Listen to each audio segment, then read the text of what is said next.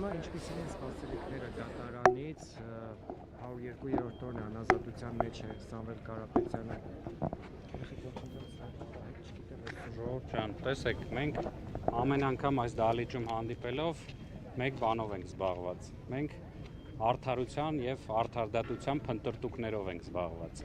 Յուրաքանչյուր անգամ սպասում ենք, որ հերթական դատավորը, մեր ընդհանուր դատական համակարգը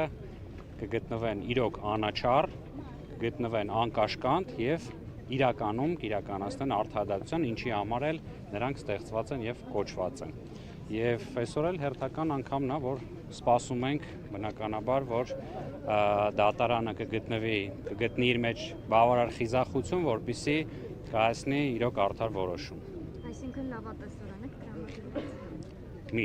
Միշտ պետք է լավատեսորեն մոտենանք, թեպետ վերջին շրջանում բոլորս միասին ականատես ենք լինում այն ռեպրեսիաների, այն գործողությունների շղթայի, շարանի եւ ըստ էության հիմա մենք խոսել, չգիտեմ, իրավաբանության, իրավական փաստարկների, փաստերի մասին առհասարակ կարծում եմ իմաստազուրկ է, որովհետեւ սա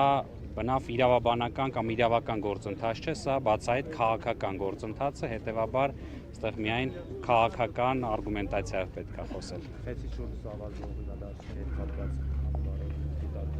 Բնականաբար, որ ասում եմ շղթա է, նկատի ունեմ, որ այստեղ էլ որևիցե իրավական գործընթաց չկա։ Դուք ինքներդ տեսաք 3 օր շարունակ գործը քննվում էր, կարծում եմ աննախադեպ էր հանրային ծառայությունների կարգավորող հանձնաժողովի համար, որտեղ կարևորագույն հարցներ քննարկվում եւ նույնիսկ մակերեսորեն, եթե դուք դիտել եք եթերը, տեսել եք քանի հոգով են ներկայացված եղել պաշտպանական խումբը, այսպես ասած, ինչ փաստաթղթերով, ինչ փաստարկներով եւ հակառակ կողմը այսպես վստահ լինելով, որ որոշումը արդեն կա, գրված է, որևիցե, չգիտեմ, տրամաբանական եւ ռացիոնալ արգումենտացիա չբերելով, շատ հեշտությամբ կայացրեցին այդ որոշումը, ինչը եւս վկայում է, որ սա քաղաքական process-ի մի մաս է։ Եթե պարզ բառերով ասենք, որ քաղաքացիներին ավելի հասան է խլել է սա գույքը, ապօրինի ձևով մարդուց խլել։ Այո, կարելի ենք հստակ փաստել, որ էքսպրոպրիացիայի եւս մեկ